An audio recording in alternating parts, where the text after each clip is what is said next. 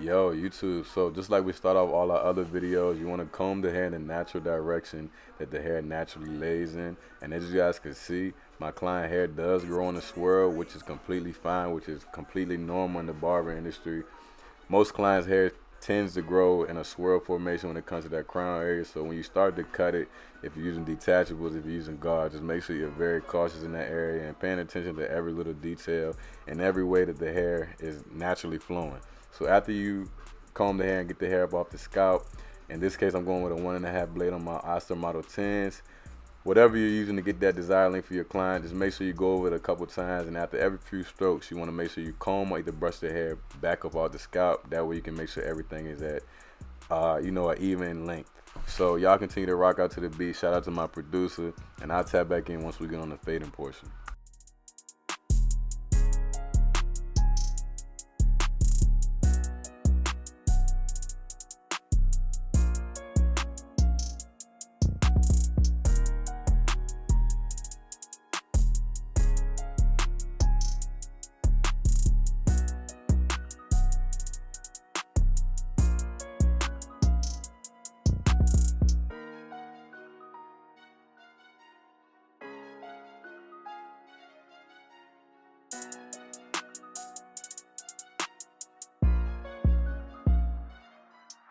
So I want you guys to pay attention to what I'm doing right here. I know it kind of look like I'm looking out of the frame, but what I'm doing is just making sure my client's fade will be symmetrical all the way around the head.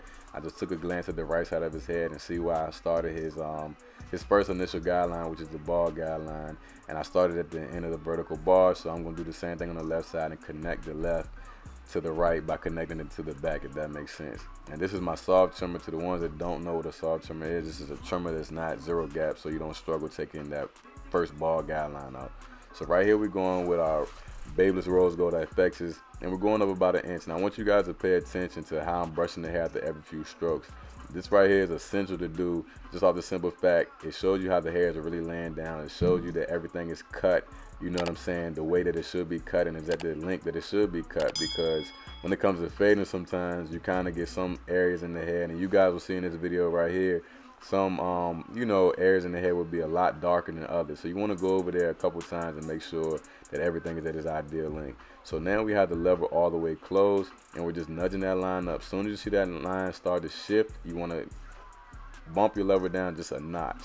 If you're using the Gold FXs, any clipper with a notch system, you'll know what I'm talking about. So right here we're on notch 3.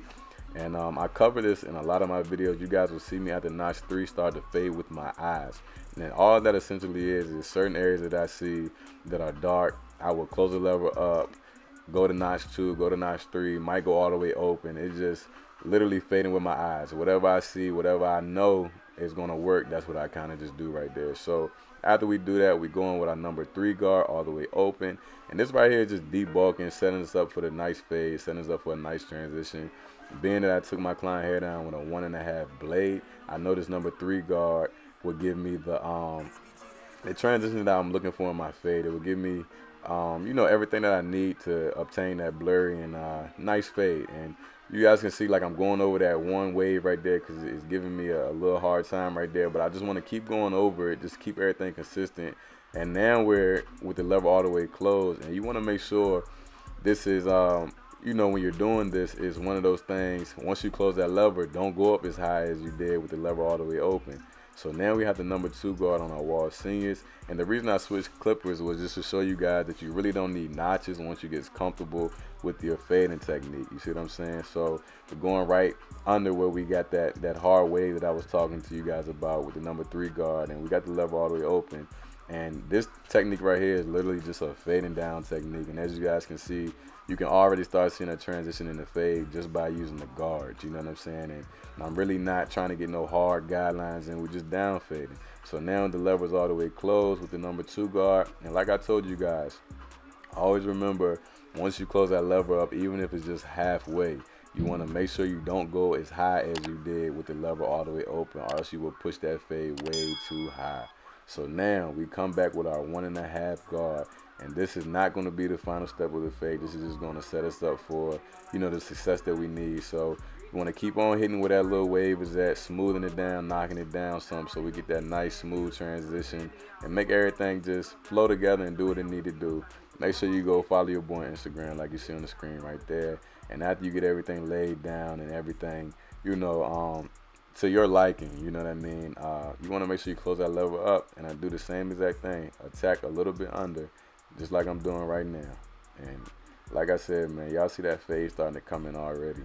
Down fading is one of those things when you first step into the industry. It's kind of nerve-wracking and it's kind of scary, but once you really do it and, really get to it, man, it's really not that bad. So I switched sides just because I felt like when I was editing this video that the right side ended up coming out better on camera than the left side did. So what we did right here was come with the lever all the way open and go up about an inch with the number 1 guard on it.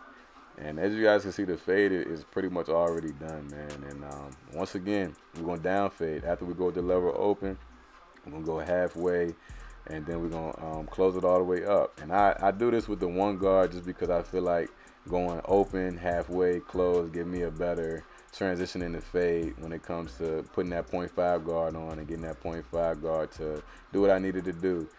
And I seen it was a little dark spots in the fade, and I didn't want to risk taking that number 1 guard and pushing the fade up too high. So what I did was take my 1.5 guard back on and just clean up the dark spots and the dark areas that I seen. And as you guys can see, that 1.5 guard definitely brought everything back together. It definitely did. The dark spots are coming out, and I'm really using the corners of my blade. I know it kind of look like I'm using the entire blade, but I promise you guys, really when I'm fading, even when it's a fade like this, especially when I'm not setting in a guideline, I just use maybe 2, 3, possibly 4 teeth of the blade just to, make sure I can target the area and I don't spread it and make the fade go up way too high.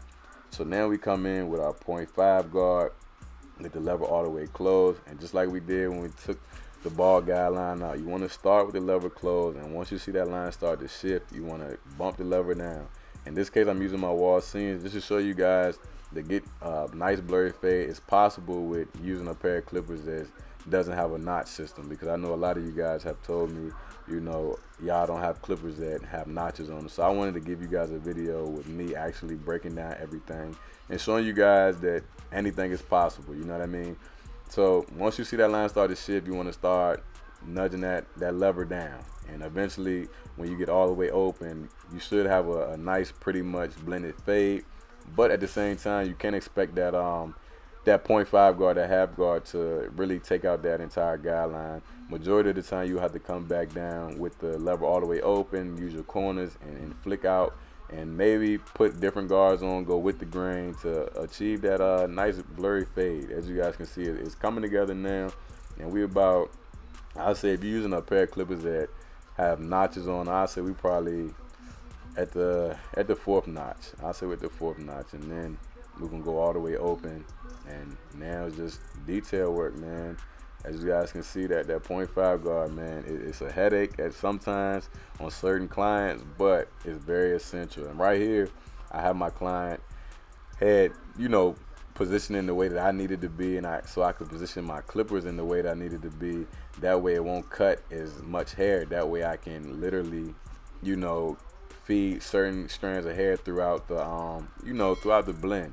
And right here, I know a lot of you guys may have thought, if you're new to the industry, that I would be leaving my client with a lot of hair on the back of his neck, but no, that's not the case. After you get that blurry fade, that nice lining, as you guys can see when I flip into another side, once you get everything in there, then you can go ahead and get that hair up off there. And the reason that I like to do this is because it just gives me a nice contrast in my blend. It helps me see if everything is balanced, everything is proportioned. But if you're new, man, please like, comment, share, subscribe. We on the road to 1K, man. And until next time, man, y'all be blessed, man. We out.